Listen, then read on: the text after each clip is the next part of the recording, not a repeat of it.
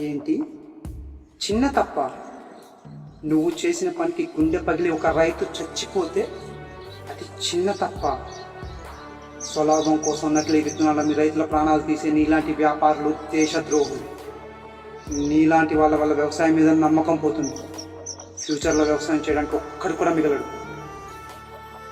అన్నం పెట్టే రైతు నోట్ల మట్టి కొట్టడం బిజినెస్సా? వ్యవసాయంతో వ్యాపారమా? నీలాంటి వాడికి బ్రతికే హక్కు లేదు. గొంతు ఎండిపోయే, పేగు మండిపోయే, గంగ తల్లి జాడలేదని